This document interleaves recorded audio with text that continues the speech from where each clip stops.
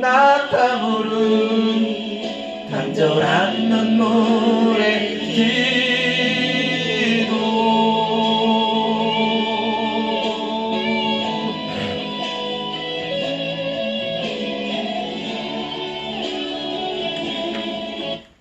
오늘도 하나님 간절한 주님을 향한 기도가 되게 도와주시옵시고, 이 나라와 이 민족을 위하여 아버지 하나님께 영광 돌릴 수 있는 기도가 될 수 있도록 축복하여 주옵소서.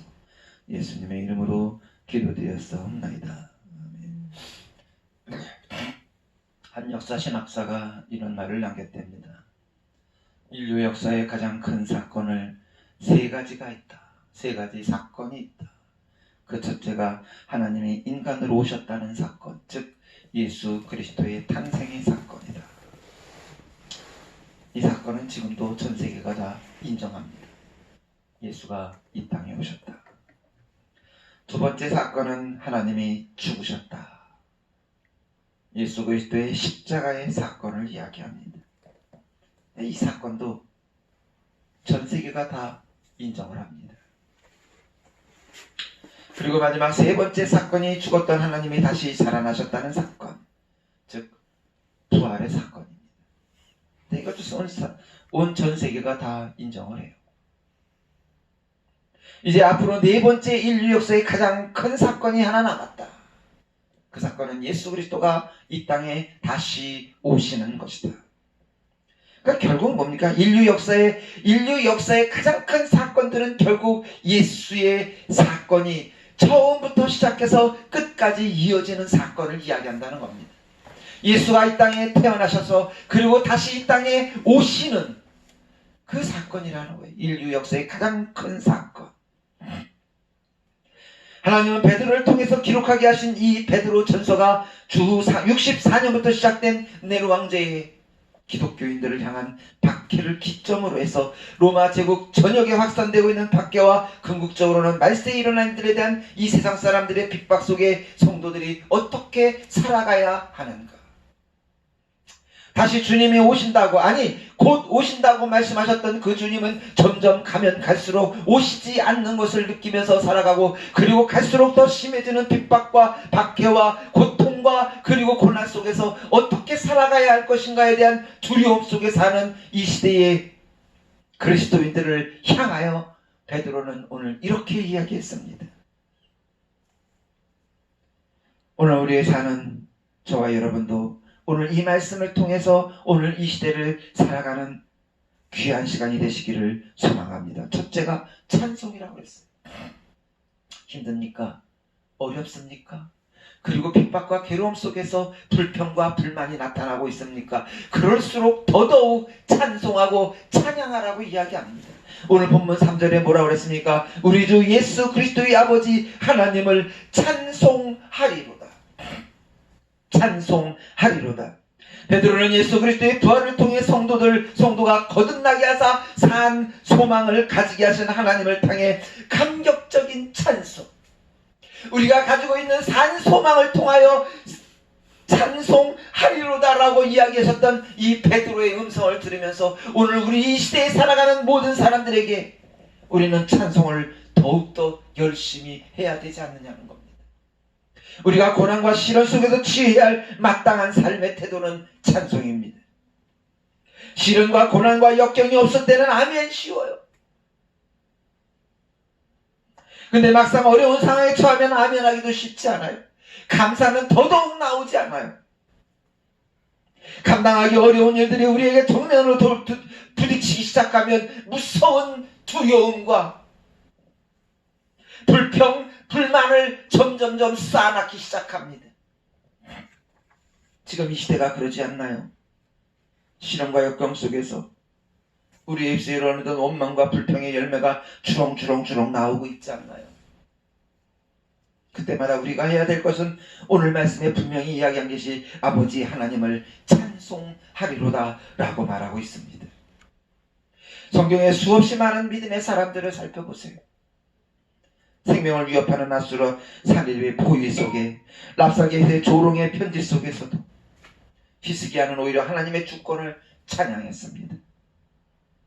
사자 굴 속에 갇힌 다니엘이나 마음의 사형 선고를 받았다고 말할 정도로 절망적인 상황에서 바울이나 초기 기독교 때 화형당한 폴리캅 감독이나 그 외에도 수없이 많은 신실한 믿음의 선진들이 역경과 고난과 박해와 죽음 앞에서 굴복하지 않고 하나님을 찬양했었던 그 모습들을 한번 생각해 보라는 겁니다. 지금 이 시간에도 기독교를 박해하고 있는 사회와 국가에서 죽음의 위협을 받고 있지만 그 속에서 찬양하고 있는 성도들의 모습을 생각해 보세요. 성도는 고난 가운데 찬송해야 된다는 사실, 지금도 변하지 않는 영적인 원리가 아닐까요? 이 원리에 따라 고난 중에도 찬송하는 우리들이 되시기를 소망합니다. 힘들고 어렵고 더더욱 피폐해져 갈 때마다 하나님을 향하여 찬양하며 찬송하는 자들이 되기를 소망한다는 겁니다. 그렇기 때문에 고난 중에 찬송하는 것은 곤욕스러운 일이 아니라 우리의 속마음이 그만큼 산 소망으로 더더욱 견고해져 간다는 것입니다. 언제나 주님을 찬양할 수 있는 산 소망을 가지고 살아가는 성도들이 되시기를 소망합니다. 두 번째로 부활이라고 했습니다. 부활. 본문 3절에 한번 중간 다시 봅니다. 이렇게 말합니다. 그의 많은 긍휼대로 예수 그리스도를 죽은 자 가운데서 부활하게 하심으로. 예수 그리스도가 죽은 자 가운데 다시 살아나셨다.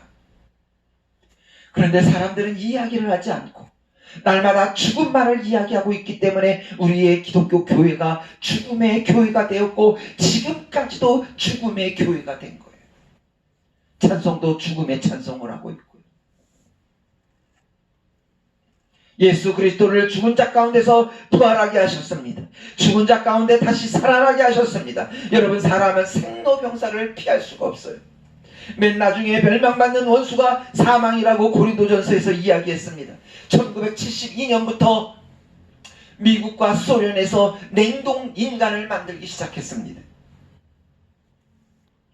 현재까지 약 150여 명 정도가 냉동 인간으로 지금 되어 있다고 이야기합니다. 그리고 더 많은 인원들이 냉동 인간이 되겠다고 신청하고 있다라고 하는 사실들입니다. 영원히 살려고 하는 것, 인간의 욕망입니다. 동서양을 막론하고 더 오래 살고 영원히 살고 죽지 않기를 바라는 것들이 어쩌면 인간들의 욕망일 수 있습니다. 오래 살려고 서양 사람들은 사슴의 녹물을 먹는데, 사슴의 녹물, 이게 뭔가 하면 셰익스피어의 희곡인 마음 내키는 대로를 보면 사슴이 죽을 때는 반드시 눈물을 흘리는데 그 눈물을 받아 먹으면 만병이 통치하고 오래 산다는 대사가 나와서 그 말 믿고 사슴의 눈물을 찾아다니며 먹는답니다. 좀처럼 울지 않던 유명한 알렉산더 대왕도 3번 울었대요. 페르사 원정에 갔을 때 페르사 왕 고레스의 묘비를 보고 울었답니다. 인생이 아무리 한때 부귀영화를 누려도 결국은 한 개의 무덤밖에 남기는 게 없어 허무하구나 라고 했답니다. 두 번째 눈물이 인도의 인더스강가에서 인더스강만 건너면 인도를 정복할 수 있는데 지친 부하들이 따라가지 않고 다시 돌아갈 수밖에 없어서 목 놓아 울었답니다. 그리고 그 부하들과 모래사장에서 씨름하다 넘어졌는데 넘어진 그 자리를 보고 울었대요. 왜 우냐고 물으니까 부하에게 져서 원통에서 우는 게 아니라 넘어진 자국을 보고 내가 지금은 이렇게 큰 나라를 가지고 부귀 권세를 누리지만 나도 죽으면 한 평의 땅 속에 묻어버릴 것이라는 생각을 하니 인생이 얼마나 무상한 것을 깨닫고 울었다고 합니다. 예수님도 육체로는 죽으셨습니다. 곧 살아있는 자라 내가 전에 죽었었다고 계시록 1장 18절에 이야기합니다. 그러나 죽은 자들 가운데서 부활하셨다고 그랬습니다. 성경의 영으로는 죽은 자들 가운데 부활하셔 능력으로 하나님의 아들로 선포되었으니 곧 우리 주 예수 그리스도라고 로마서 1장 4절에 이야기합니다. 성도가 고난과 시련 중에 절망하지 않는 것이 무엇입니까? 예수 그리스도의 죽은 자 가운데서 부활하셨기 때문입니다. 지금 우리에게 고난과 역경이 임했다고 심판이니 절망이니 할 필요가 없습니다. 왜냐고요? 우리는 부활의 믿음을 소유하고 있기 때문입니다. 죽음의 믿음이 아니라 부활의 수, 부활의 믿음. 예수의 부활하심을 믿으십시오. 그러면 어떤 고난과 역경 속에서도 산소망을 가지고 찬양하며 우리의 믿음을 나아가는 우리들의 모습이 될 수 있기를 소망합니다. 세 번째로 산소망이라고 그랬습니다. 산소망. 오늘 본문 3절 마지막 절과 그리고 4절에 이렇게 얘기했습니다. 부활하게 하심으로 말미암아 우리를 거듭나게 하사 산소망이 있게 하시며 썩지 않고 더럽지 않고 쇠하지 아니하는 유업을 잊게 하시나니. 그러니까 우리는 예수 그리스도가 십자가로 죽으심으로 말미암아 우리도 죽었습니다. 갈라디아 2장 20절 내가 그리스도와 함께 십자가에 못 박혀 죽었다고 그랬습니다. 내가 죽었습니다. 그리고 다시 살아났습니다. 우리를 거듭나게 하셨습니다. 우리를 다시 태어나게 했습니다. 그리스도인이 되면 과거의 생활을 청산하고 거듭난 새로운 삶을 시작하는 것을 의미합니다. 내가 가던 길을 돌아서서 다시 한번 내 삶을 정리하고 그리고 새로운 삶을 향해 나아가는 것입니다. 세상적이고 정욕적인 것을 버리고 하나님의 백성으로 거듭나는 것을 이야기합니다. 그리스도인이 되면요, 근본적으로 모든 게 바뀌어야 돼요. 생각이 바뀌어야 돼요. 그런데 생각은 하나도 안 바뀌고 몸만 바뀌려고 하니까 되지를 않는 거예요. 생각은 하나도 안 바뀌면서 삶이 바뀌기를 원한다는 것은 어불성설이에요.